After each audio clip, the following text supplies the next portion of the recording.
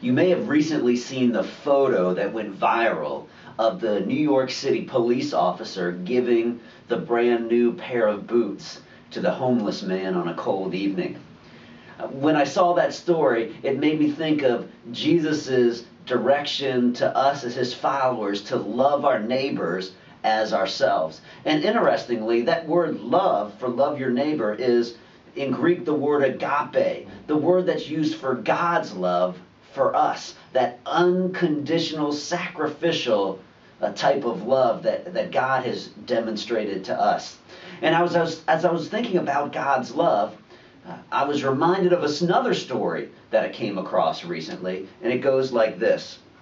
After a few worship songs, the pastor stood up and introduced a guest speaker. With that, an elderly man stepped up to the pulpit to speak. This is what he said. 3 people boarded a boat, a father, a son, and the son's friend. They were sailing off the Pacific coast. Then a fast approaching storm blocked any attempt to get back to shore.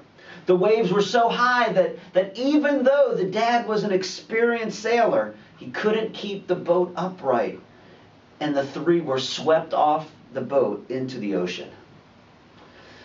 The old man hesitated for a moment, making eye contact with 2 teenagers who looked very interested in the story.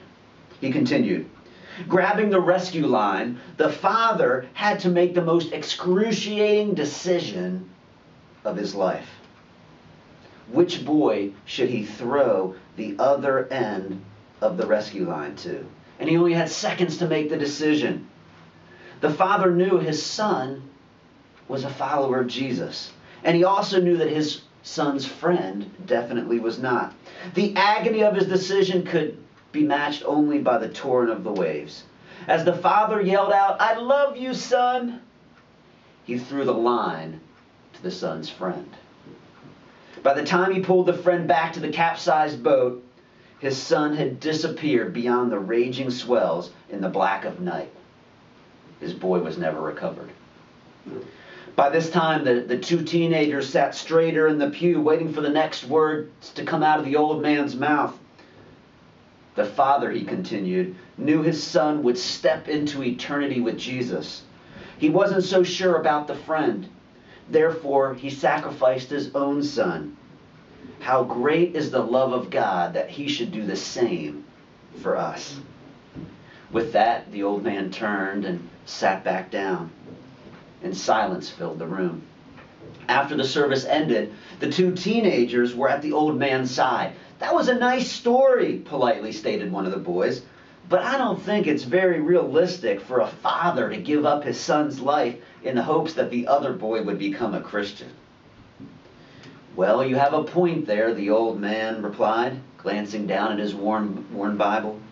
A big smile broadened his narrow face, and he once again looked up at the boys and said, "It sure isn't very realistic, is it? But I'm sitting here today to tell you that story gives me a glimpse of what it must have been like for God to give up his son for me. You see, I was the son's friend to whom the father tossed the rescue line." See, that's agape love. That's the kind of love that God has for us. That's why God sent Jesus. He demonstrated that love. Romans talks about it so clearly. But God demonstrates his own love for us in this. While we were still sinners, Christ died for us. That's the ultimate love that God has for you and for me. So now when I read, "Love your neighbor as yourself," now I have a whole new understanding of what Jesus is telling us when he tells us to love our neighbors. It's not just convenient, easy love. It sometimes requires that sacrificial, unconditional love, the kind of love that God has already shown us. This Christmas time, I encourage you to put into practice this first aspect of the fruit of the Spirit, this first characteristic of the fruit of the Spirit that says the fruit of the Spirit is love, joy, peace, patience, love, that agape love that God has for us. It characterizes God. Now let it characterize us as we learn to love our neighbors as ourselves.